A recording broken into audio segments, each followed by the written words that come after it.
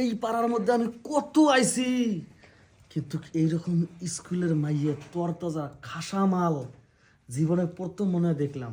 তাই সর্দানিরে তো আমার একেবারে 10 বার সেলুট দেওয়ার মন তাই চাইতেছে। নাকি জানি তো এর আগের বার নাকি সন্তান লাগেছিল লিখিতে ছেড়ে দিতে মন চায়। আরে সর্দানির কথা কই না, তো লুজ। আর তুমি তো মনে হয় দেখে মনে হচ্ছে সেইটা সুখ দিতে পারবে না। একদম ভরপুর। আচ্ছা, আগে সামন দিয়ে দেবো না পিছন দিয়া? সামনে দিয়ে দিলে ভালো হয়, আচ্ছা, কিন্তু আসতে আমারটা কিন্তু একটু মোটা, কষ্ট করে নিও। হ্যাঁ, তুলে লই, কাপড়টা একটু তুলে লই। এত বড়, দাঁড়া দাঁড়া দাঁড়া দাঁড়া। একটু আসতে। বুঝলাম না, প্রত্যেকদিন তুমি আরাম করে লইলে ঘোরাঘুরি করো, শেষ পর্যন্ত হয়ই না।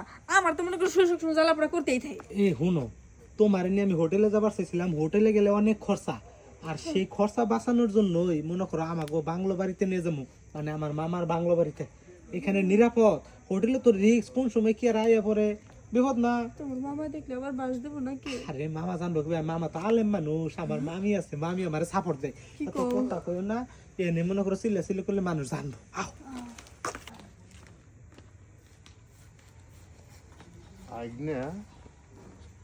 ভাইগনে সুসাত্রী নিয়ে বাংলা বাড়ির দিকে, বিষয়টা সন্দেহের। দেখ, এখন তো নামাজ রক্ত হয়ে গেছে, নামাজটা পড়ে বিষয়টা দেখতেছি।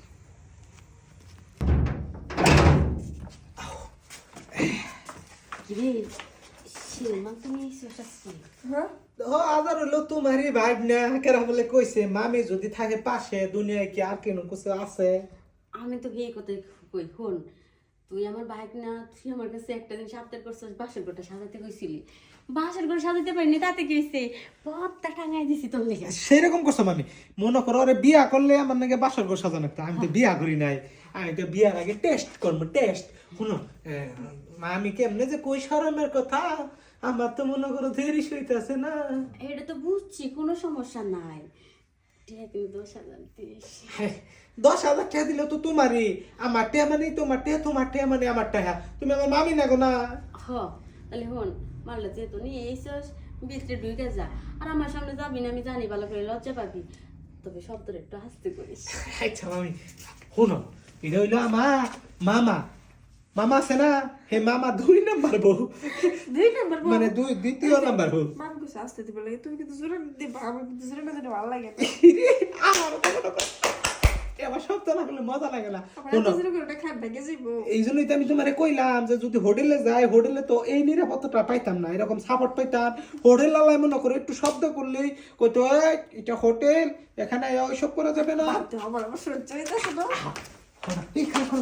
দেখি চুরি সব না, তোমার এই জিনিসগুলো না খাবারে আপেলের নালা আগে করে কেউ খায় নাই না। দূর তুমি যে কি কম, তো তোমার সারা কেটে দেওয়ার চেষ্টা। আরে এই জন্যই তো আজকে মনে করো না, তোমার আমি মন বইরে আদর করবো। তোমার এই যে জায়গা মতো খেয়েছি,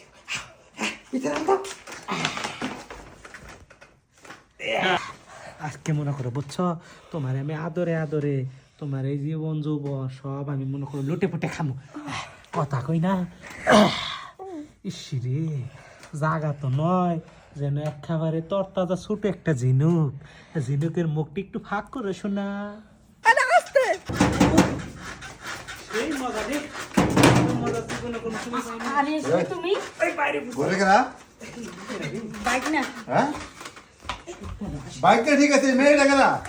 কিন্তু চিনি না তো। মামা, কি তোমার কাছ থেকে মেয়েটা আশা করছিলাম না। তুমি যে এতটা নিচে নামবা আমি কখনো কল্পনা করতে পারি নাই। দেখো, আমার কোনো দোষ নাই, তোমার বাইকনার কথা রাখতে যাই আমি এই কাজে লিপ্ত হয়েছি। তোমার আজকাল পাই আমার ভাগ্যটা খারাপ হয়েছে। তুমি জানো না আমাদের ফ্যামিলিতে এরকম কোনো রেকর্ড নাই। আমি নামাজ পড়ি, সব সময় রোজা রাখি, আর তুমি এটা কাজ করলা। দেখো, আমি ভুল করে ফেলছি, তুমি আমার মাফ করে দাও, আমি একটা তোর পায়ে ধরি। এইরকম বলে আমি আর জীবনে করবো না, যে কানে ধরে বসেছি। এটা ভুল না, এটা তোর দোষ। তুই জানোস না তুই নিজের কাছে তুই কতটা অপরাধী হয়েছস। বুঝবি, আমি যখন তোর তালাক দেবো তখন তুই বুঝবি। এই কাজ করো না, এই কাজ করো না, এরকম বলে আমি দেখ, কোনো করবো না। আজকে তুই বাইক নিয়ে খারাপ করছস, কালকে তোর নজর খারাপ বানাবি। তোর মতো নষ্ট নারী না আমার সংসার দরকার না। তুই বের হ, বের হ।